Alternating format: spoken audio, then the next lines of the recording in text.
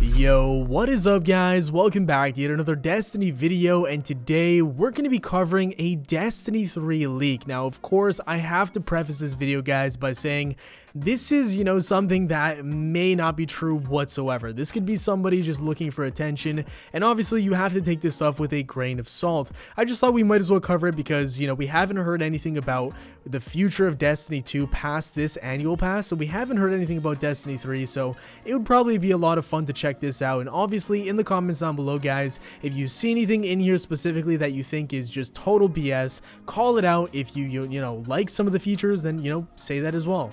So this originally came from 4chan in January, but people are bringing it up today on Reddit because there's actually a lot of stuff that this guy has kind of intelligently guessed, I would say. Now, of course, that doesn't really give him any credibility. It just means that, he's kind of on the right track with some of the things that we've seen in the annual pass thus far. So without further ado, guys, let's just get right into it. And again, don't take too much of this seriously because they could be completely fake. So the first thing he says here is the darkness is actually a race of interdimensional beings known as the Veil. The Veil is something that I have never heard of before. I'm not somebody that's super into lore, so you have to forgive me in advance. I'm not going to know a lot of things in here, but yeah, there we go. We know a little bit about the darkness. Now, the game's storyline is about the second collapse. Essentially, the Veil want to use the light to resurrect the Formless One. Again, no idea who the Formless One is, but the second collapse sounds a lot like we're going to be getting, some kind of massive event where they take out the tower once again.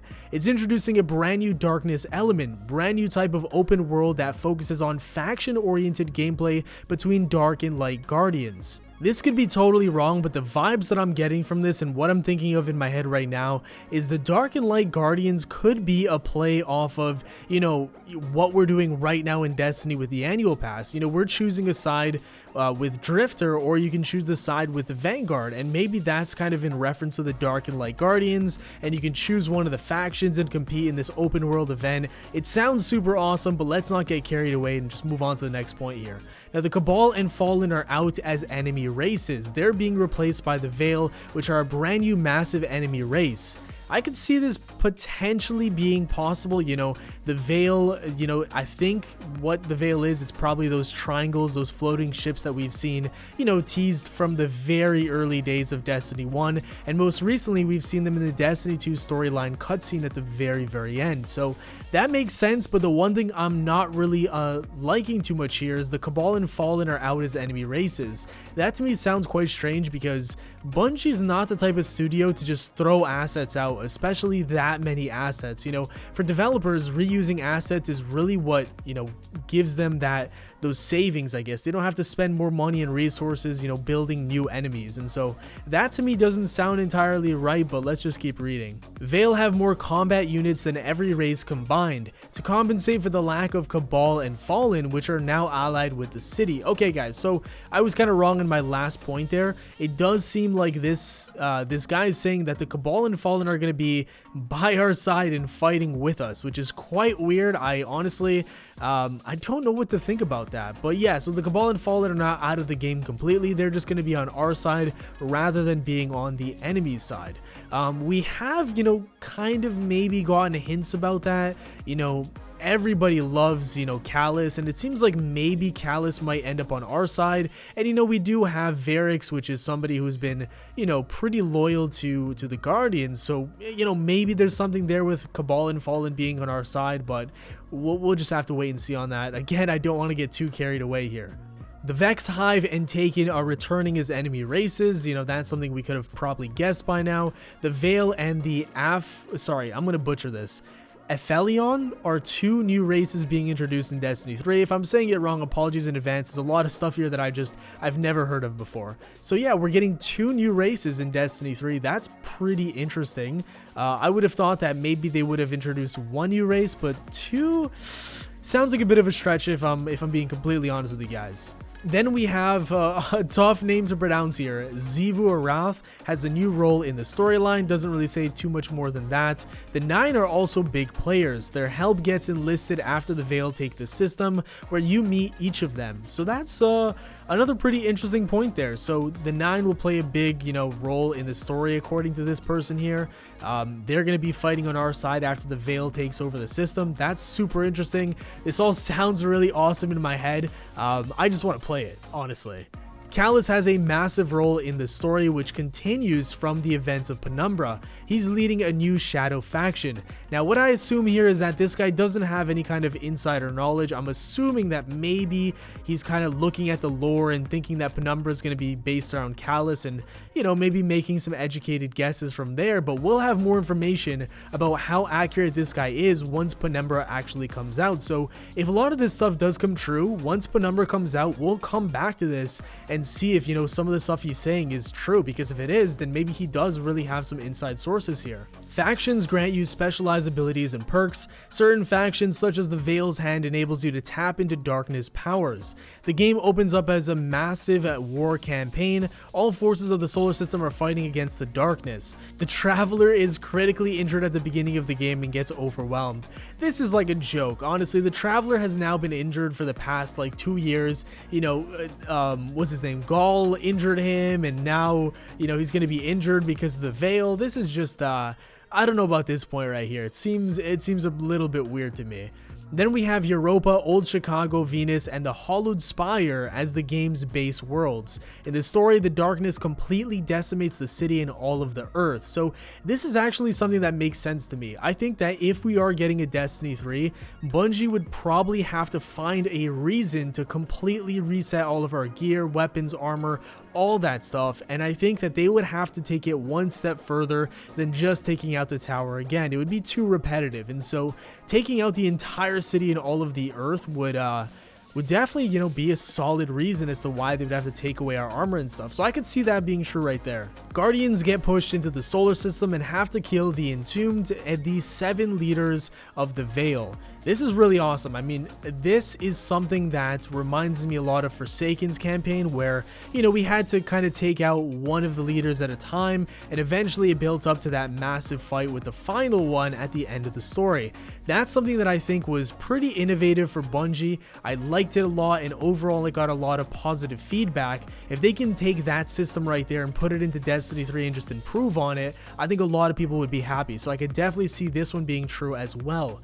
The Hallowed Spire is the new big endgame zone akin to the Dreaming City. It's where a lot of PvP faction gameplay is going down. It's a monolithic alien city where the deep, formless one originated from. Now, I'm not sure about the, whole monolithic alien city and the formless one, but what I will say is that I definitely expect Bungie to have some sort of planet that is dedicated to being an endgame zone like the Dreaming City because of all the success they had with the Forsaken. I truly believe that the Dreaming City and Forsaken overall was the best expansion ever in Destiny, and because of that success, I think they're just going to keep building on that, and so a lot of this stuff right here, it's making sense to me. Now again, that doesn't mean it's true whatsoever. I'm not giving this guy credit. I'm just saying I could see a lot of this stuff that he's saying becoming true.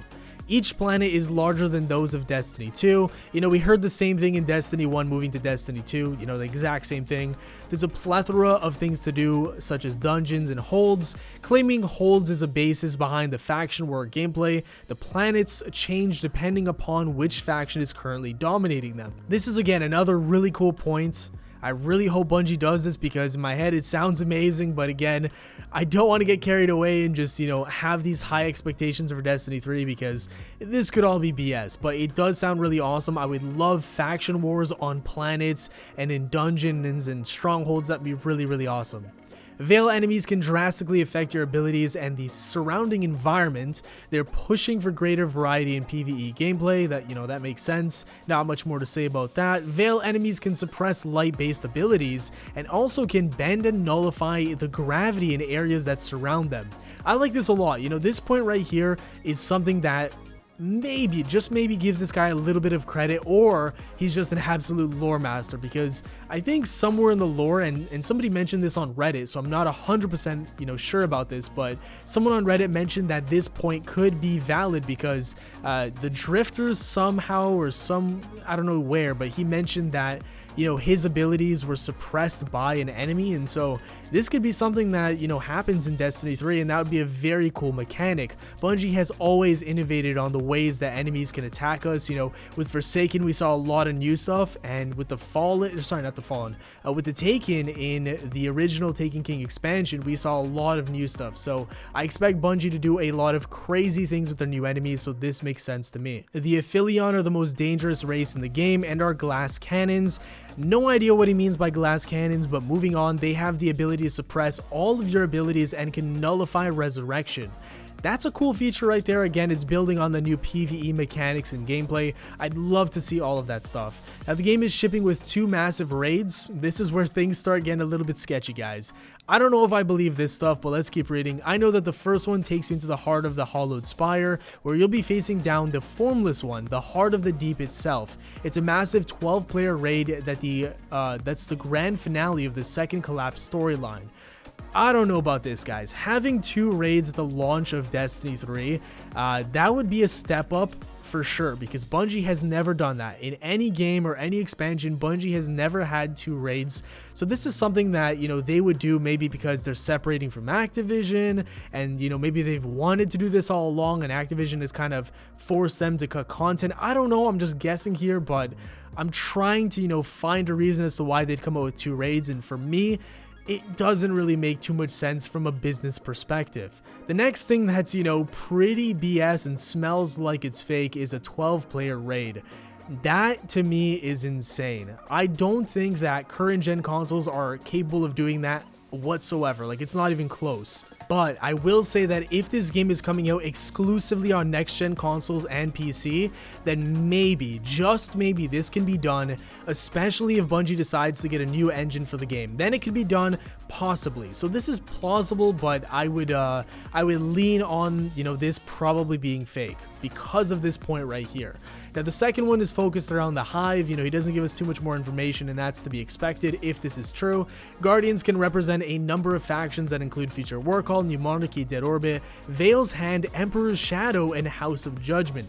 This would be awesome. I would love to represent factions like this, and hopefully we get some sort of system like it was in Destiny 1, where we can pledge allegiance, and for that entire week, we basically, have to stick with them and gain reputation, open up packages, get these rare, ships and sparrows and shaders. I would love that, and I really hope Bungie, goes down that route for Destiny 3. This, in my opinion, is one of the most, intriguing pieces of info that he's presented. Trials of the Nine is coming back, hosted by the Nine themselves this time around. They also are the heads of their own faction, which is based around ranking up Trials specifically. The reason why this is so important is because this was posted in January. At the time, nobody except for Bungie knew that Trials was not coming back. They, came out with that information like, a month ago? So this guy is saying that Trials is coming back in Destiny 3 and Trials of the Nine specifically. So I'd give him a little bit of credibility for this. It seems like maybe this guy had some sort of knowledge that Trials wasn't coming back in Destiny 2, because it feels like he's making an emphasis on, Trials of the Nine coming back in Destiny 3, but that could just be me speculating. Who knows? I give him a little bit of credit because of that line right there. And then finally here, we have Destiny 3 is being developed to be a return to form for hardcore players and veterans of the series. That's something that, is pretty obvious. Destiny 2 was catered to the casuals, and it was a massive failure. And so I think Bungie has finally learned their lesson on, that specific point. I think it will be a very hardcore game, so I can't really, give this guy credit on that. But overall, guys, let me know what you think in the comments down below. This guy is mentioning a lot of really interesting things, faction wars, darkness and light guardians, enemy races, 2 raids, 12-player raids. All of this stuff is very, very cool. He even names, what those triangles may be. He calls them the Veil, or I believe the other name for them were the Aphelions or whatever. So I'm on the fence about this one. I want to believe it, because I am a fan of Destiny. I want to believe this leak. A lot of really cool things in here, but there's definitely a few inconsistencies, especially with the whole 12-player raid thing.